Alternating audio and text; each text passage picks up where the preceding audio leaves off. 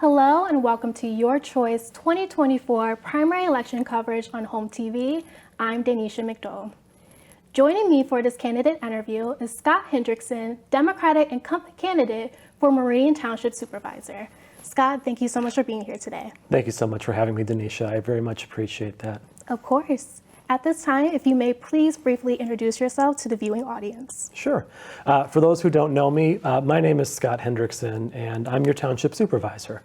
I've lived in Meridian Township since 2011, and I joined the board in 2022 as the result of an appointment when Patricia Jackson moved from trustee to supervisor. And so I've been serving as a township trustee since 2022 until very recently when Patricia Jackson retired ahead of the end of her term, and the township board saw fit to appoint me to the supervisor position. So that's what I've been doing for the last couple of weeks here at the time of this filming. And I've been enjoying every minute of it, and I'm excited to continue that forward should the voters choose to keep me here. Thank you. Each Meridian Township Supervisor candidate will be asked a standard list of 10 questions, and we'll get started with question number 1. Explain how your education, professional background, and community interests make you an ideal candidate for Meridian Township Supervisor. So I think that what I bring to the Meridian Township Board and to the supervisor position in particular is a unique background that not many on the board have. I grew up in Southeast Michigan. I came to Michigan State University and did my studies there. I graduated in 2009 with 3 bachelor's degrees in international relations, economics, and French. And I like to say that, French was my most important one because that's where I met my wife, who I've been married to since 2016. And we've got 2 kids, 6 and 3, 2 boys, who are just coming up in the Okemos school system. And I think that part of what has drawn me to this was I looked at the township board, and I've been interested in politics my whole life.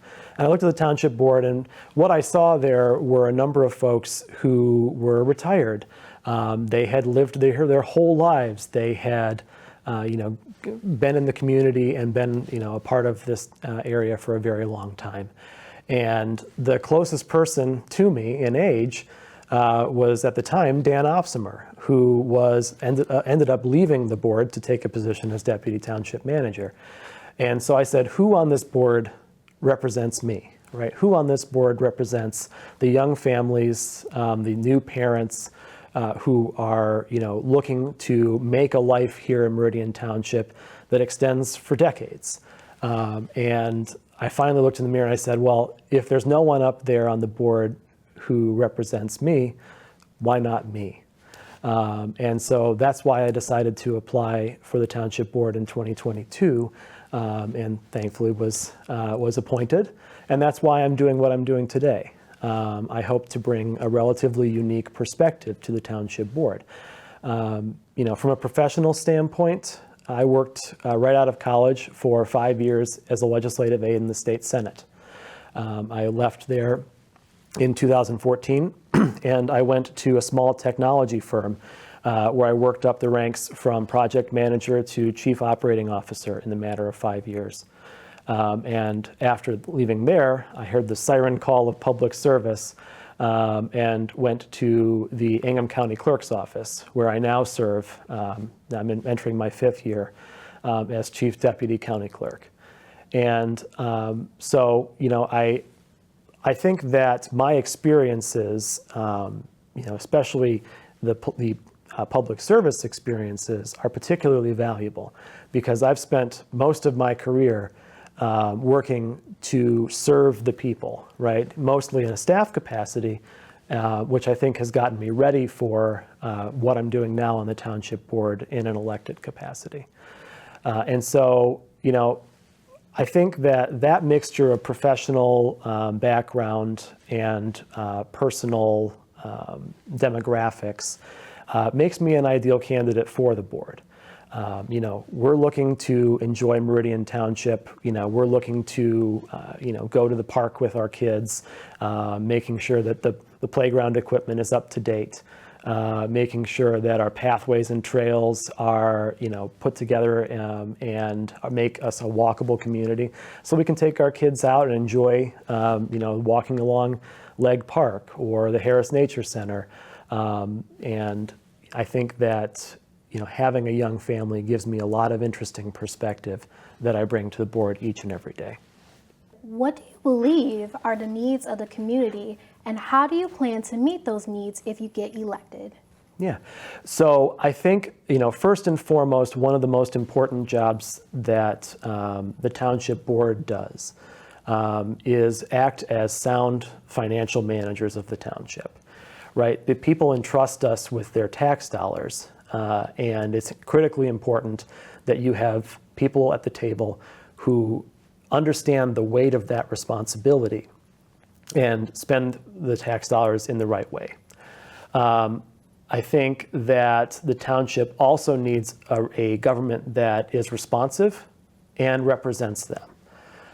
And so one of the things that I try to do in my elected capacity is be available to any resident or any staff member or anyone, really anyone in the township, business owner who needs something from us, right? I'm in my email 24 hours a day. I'm vocal on social media, and I make it a mission to ensure that anyone who needs an audience gets an audience.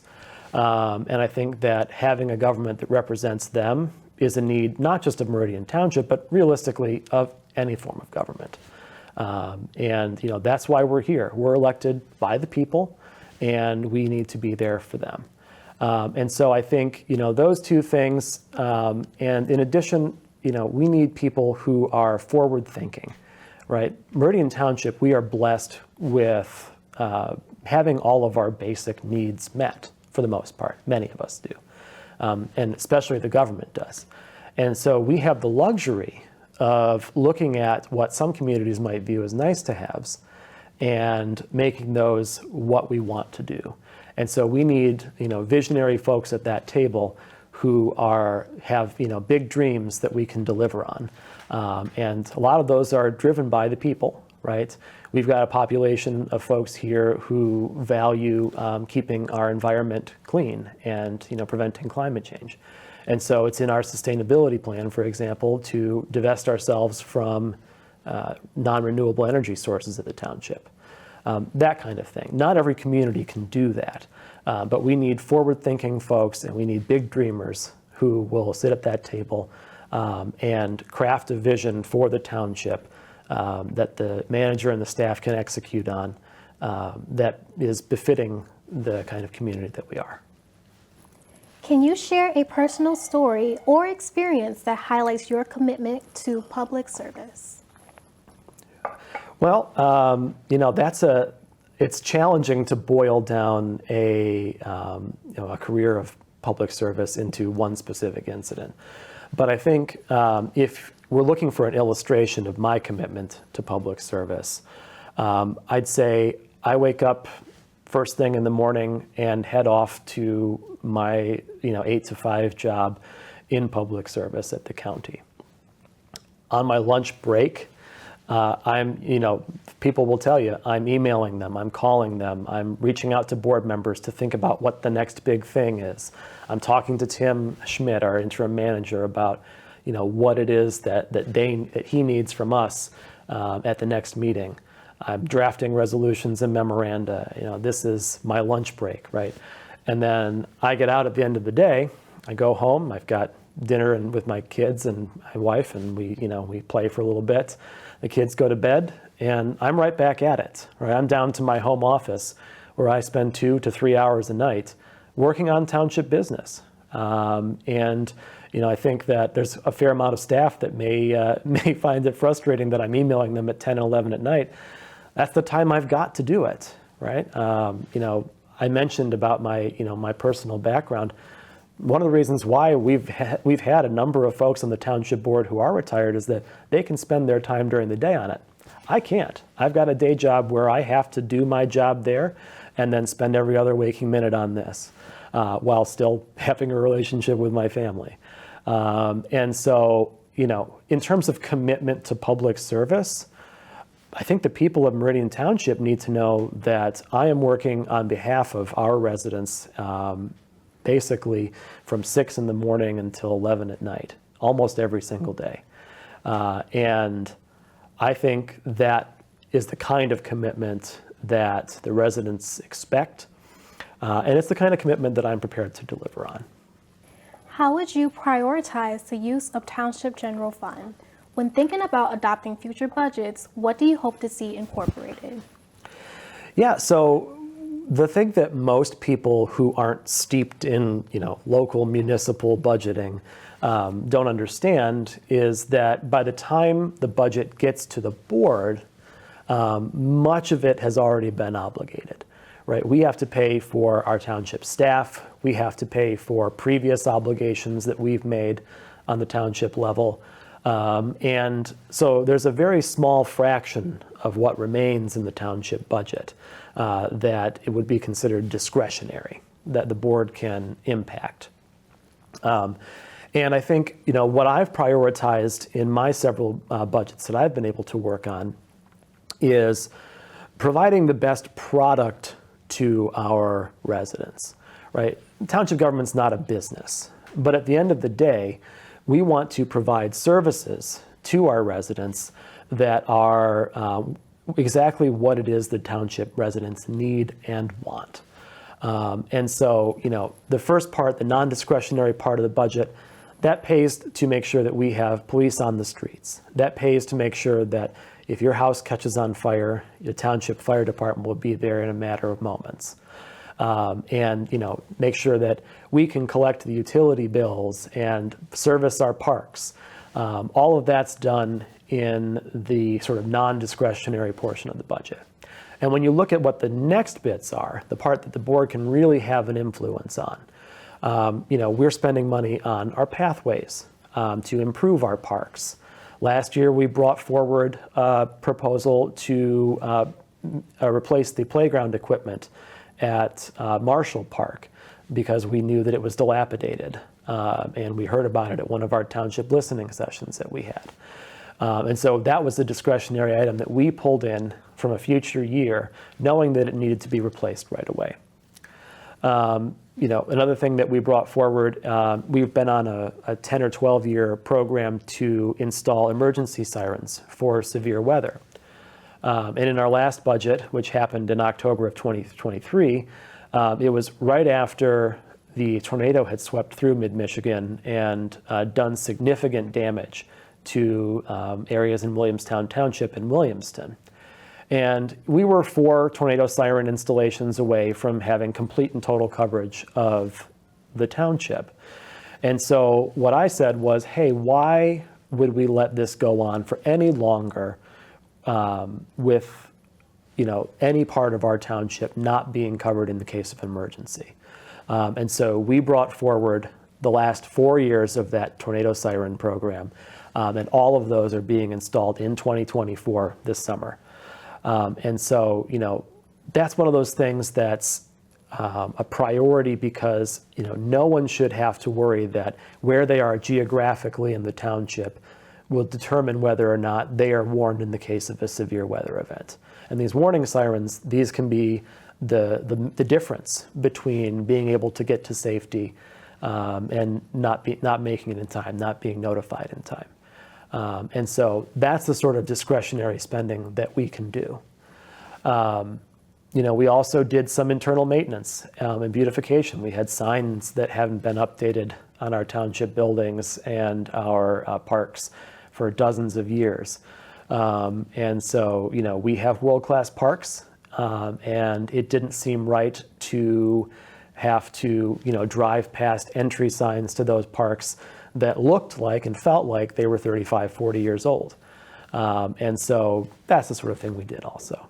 So I think, we are able to look at what we provide from the township perspective with the use of our general fund budget and provide that kind of service. And then we also have to think about our own financial house. And so one of the things that we do with leftover general fund money each year is look to pay down our pension liabilities. Many communities throughout the state of Michigan are dealing with unfunded pension liabilities. And about 10 or 12 years ago, Meridian Township was listed at 54%, somewhere in that ballpark, funded. And that's a real problem because that's the sort of thing that runs you afoul of agencies that rate your credit. And so there was a commitment made to our residents to pay that down. And we've been putting extra money aside each and every year to put into our pension liability to bring that funding rate up so that our residents don't have to worry that we have major financial crisis looming around the corner. And we're proud to say that we've brought that up by over 20% over the last 10 years. And that's a commitment that we're going to continue to make sure that we are in a financially stable place in Meridian Township. Describe a situation where you had to work with a diverse team to achieve a common goal. How did you ensure inclusivity and collaboration? Yeah. So one of the experiences that was sort of a pivotal moment in my career was in November of 2020 when I was working for the Ingham County Clerk. Meridian Township's clerk had lost in the primary election in August of 2020 and did not feel that he had the capacity to handle all of the absentee ballots that were to be counted in November of 2020. And you'll remember that this was during the pandemic and absentee balloting was through the roof that year. And so I was asked to help to run this absentee counting board. And one of the things about this is, this is an operation where we had to, in very short order, hire 60 or 70 people, process all of their paperwork and all of that. Train them, meet them, and bring them in to fulfill a job, which was critically important to the residents of Meridian Township. And by necessity, that group included Democrats, it included Republicans, it included Green Party, natural law, libertarians, you name it, people from across the political spectrum. It also included people from all walks of life. We had students and we had seniors. We had folks who were, in their middle age. We had folks who were single. We had people of all races and creeds. And, we had to come together immediately as a group. And this is, Democrats and Republicans, especially in 2020, that's a tough bridge to divide. And so we came together and, one of the things that I made sure I did was take the time to address each and every one of them, to answer any questions that they had, to make sure that I was open and transparent about this process. This was my first time running an absentee counting board. And, just make sure that they felt like we were all a team, right? Yes, I was there, I was leading the effort. And I had, some institutional knowledge about elections. But at the end of the day, I can't do it on my own. And we needed everyone to work together. And I kept morale up that day. I made sure everyone felt like they were included in the team. And the other thing I did at the end of the day, this was after we had been there since 5 a.m. This is 10 o'clock at night. We've been there for hours. And everyone's tired. And I wanted to make sure that I went around the room and shook everyone's hand and thanked everyone individually for the hard work that they did to make sure that the team effort succeeded. And I'm proud to say that we processed those ballots efficiently. We processed them well. There were, very few problems that we ran into over the course of that time period. And I can't tell you how many folks left that experience telling me that this was an incredibly rewarding time for them, something that gave them a lot of confidence, not only in our elections and how they're run, but also that they saw, for what felt like the first time in a long while, people from different backgrounds, different political philosophies coming together and achieving something together. And it was something I think that was inspiring, that shows that we can do great things when we come together as a team, when we include everyone, and that was something that really changed my life. What steps do you think the township should take to enhance diversity, equity, and inclusion within the workforce to effectively represent the diverse makeup of the community? Yeah. Meridian Township, we have an incredibly diverse community. We have people of every race, ethnicity, every creed, every walk of life, every economic background. And it's one of the things that makes Meridian Township so great. And our workforce absolutely should, reflect the community that they serve. And I believe that one of the first ways that we look at making sure that we do that is by taking a look at how we hire people here in the township. As I say, we've got an incredibly diverse community, and we want to hire the best and the brightest to work for us, to serve them. And we also want those folks to, represent who we are beyond just that. And I think that we are an attractive place to work enough that we can do both of those things at the same time. I think one of the things that I would have us look at from a policy perspective is to address how applications are brought in, as well as how they are passed along to our hiring managers, our supervisors, and our hiring panels. We can do a better job of making sure that we anonymize the resumes and the applications, removing names, removing dates, removing addresses, anything that might lend itself to creating an implicit or running afoul of an implicit bias, which exists sadly in a lot of folks. And by stripping that information out, we don't initially reject applications that those biases may encourage people to do. And so I think that that's one concrete step that we can take right away in an attempt to address who we're bringing in and making sure that we are not letting our implicit bias drive our hiring. From an equity and inclusion standpoint, one of the things that I championed in the early days as supervisor was implementing the policy review committee. This is a committee that's made up of 2 of our township board members, our HR director, the township manager or their designee, and any relevant staff member who deals with the area of township government that we're talking about on that day. And they're tasked with going through our policies and bringing them up to speed with the current policies of today, representing our values today. Some of our township policies and procedures haven't been updated in decades.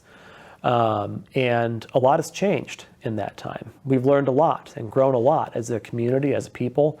And it's time to start taking a look inside at ourselves through our policies and procedures here at the township government and making sure that we are incorporating the values of equity and the values of inclusion here through our policies and procedures.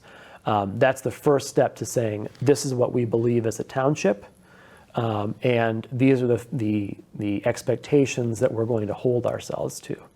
And I expect that we'll start to see some of the results of that work coming forward over the next couple of months, and we'll start to have those policies and procedures reviewed by the township board at our open meetings, so that the public can see what we're working on, how we're changing and updating our policies, and that we are bringing more equity and inclusion into our policies and procedures. And so I think those are a couple of ways we can incorporate DEI into how we operate as a township. How will you utilize transparency to create an effective and trusting community for Meridian Township employees and the residents of the township? So this is an incredibly important issue because transparency and openness is what we expect from our democratically elected leaders. One of the first acts that I made as township supervisor was to pass a message along to our entire staff. One of the things that I had heard at a couple of our meetings throughout the beginning of the year was that they needed to hear from our board more. They needed more open communication from their leadership, and I agree. And so what I said in that email to our staff was, we hear you, and we are here for you. And here are some of the things that we are doing to address some of the concerns that we had heard. Right, the Policy Review Committee was one of those things. Creating an open and transparent managerial search is another one of those items that we will continue to do over the next several months as we look to replace our next to hire our next township manager. And then thirdly, we have an annual review of our township manager that we do as a board. But that review, to my understanding, has never incorporated staff feedback before. And what we've learned over the last few years is that the board has one view of the township manager, but it's not the 360 view of the township manager. And so I'll be working with our HR director over the next several months to craft a new review process for the township manager that's implemented, so that brings into the process staff thoughts and feedback. And I expressed that to the staff community as one of the first things that I did. And then, in response to that, I received a number of emails, some positive, some not as positive, about the job that the board has done. And I made sure to go back to each and every one of those people and thank them for emailing me, talk to them more about what their concerns were or what they were, applauding, and acknowledge that, we hear them, right? We understand what the staff is asking for. We hear our residents too when they email us.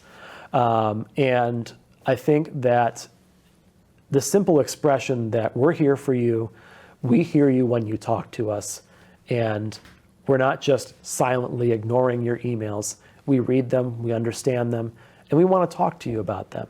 I think that breeds a positive environment for our staff because I think it's important for everyone to know that they are heard. How do you plan to foster positive employee relations? Can you please provide a specific example? Yeah, so I think transparency and communication are the words of the day, right? I think that making sure that our team know that we're here for them, that we're talking to them, that we listen to them, that is the most important thing we can do to let the staff and the community know that that we're listening and that we're responsive to them. Like I said at the beginning, responsive government is one of the bedrocks of our democratic system. And so making sure that we are open and available to them, I think, is the most important thing we can do to foster positive relationships between ourselves and the staff, ourselves and the residents. The board is, I talked about what we're doing inside the building. With the residents, we held 6 listening sessions last fall, first of those that we've had in a number of years. And we went around to our residents in the community and said, we want to talk to you about a few things, but mostly what we want to do is hear from you about what is concerning you. And we split it up across 6 different dates at 6 different locations closer to our residents. And we said, we've got a small agenda. And we're going to update you about a couple of things that the board's doing that we know you might be concerned about. And then we want you to bring us questions. And we had hundreds of people come out to these events. And we got tremendous amounts of information. And we were able to act on that information right away. And so, we look at the Marshall Park playground replacement that I discussed earlier as part of our budgetary discussion, that was an idea that came out of one of those listening sessions. One of our residents, when we went up to Raleigh Elementary in Hazlet, said to us, hey, this playground is falling apart and we need to do something about it.